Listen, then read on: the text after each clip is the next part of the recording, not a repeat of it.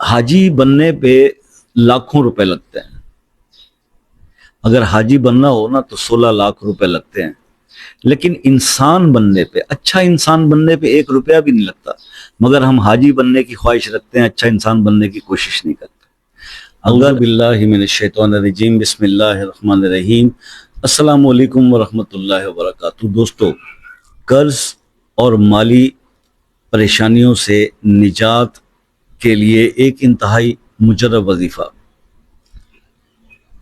قرض کی پریشانی ہو، مالی تنگی ہو، ظاہر ہے کہ پیسے کی تنگی ہوتی ہے تو قرض بندے کے سر پہ چڑھتا ہے، اور لینے والے جو قرض جن سے قرض لیا ہوتا ہے وہ انہوں نے جان عذاب میں کی ہوتی ہے. تو ایسے بھائی بہنوں کے لیے میں صرف ایک آسان سا عمل شیئر کرتا ہوں کہ آپ فجر کی نماز کے بعد 200 بار یا غنیو یا وہابو یا رزاقو، یہ 3 اسماء پڑھا کریں. اول آخر 3 بار، 5 بار یا 7 بار درود ابراہیمی کے 40 دن یہ عمل کر لیں. بڑے سے بڑا قرض بھی ہوگا اتر جائے گا، اور رزق جو ہے اس میں اللہ تعالیٰ غیب سے مدد کریں گے، بہت اضافہ ہوگا، رزق میں بھی اضافہ ہوگا اور قرض بھی اترے گا. اس عمل کو ضرور نوٹ کر لیں اور اس کو کرنے کی کوشش کریں. بہت آسان سا عمل ہے، اس کے اندر کوئی پوچھنے والی بات ہے نہیں ہے، نہ بتانے والی. لیکن پھر بھی اگر آپ کو سمجھ میں نہیں آیا یا اجازت کا ہے تو ویڈیو کے کمنٹ سیکشن میں یا واٹس ایپ پہ رابطہ کر کے آپ تفصیلات پوچھ سکتے ہیں، اور کوئی بھی معاملہ ہو ڈسکس کر سکتے ہیں. کال پہ آنا چاہیں تو ایک میسج کر کے کال کا ٹائم لے لیجئے. اور باقی یہ ہے کہ دیکھیے، حاجی بننے پہ لاکھوں روپے لگتے ہیں. اگر حاجی بننا ہو نا تو 16 لاکھ روپے لگتے ہیں، لیکن انسان بننے پہ، اچھا انسان بننے پہ 1 روپیہ بھی نہیں لگتا. مگر ہم حاجی بننے کی خواہش رکھتے ہیں، اچھا انسان بننے کی کوشش نہیں کرتے.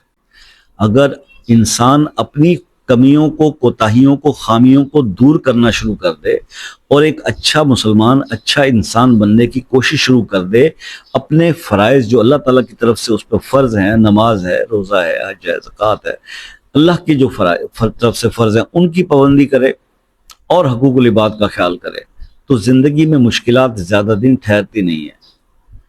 ٹھیک ہے، ہمارا پرابلم یہ ہے کہ ہم آدھے تیتر آدھے بٹیر ہیں.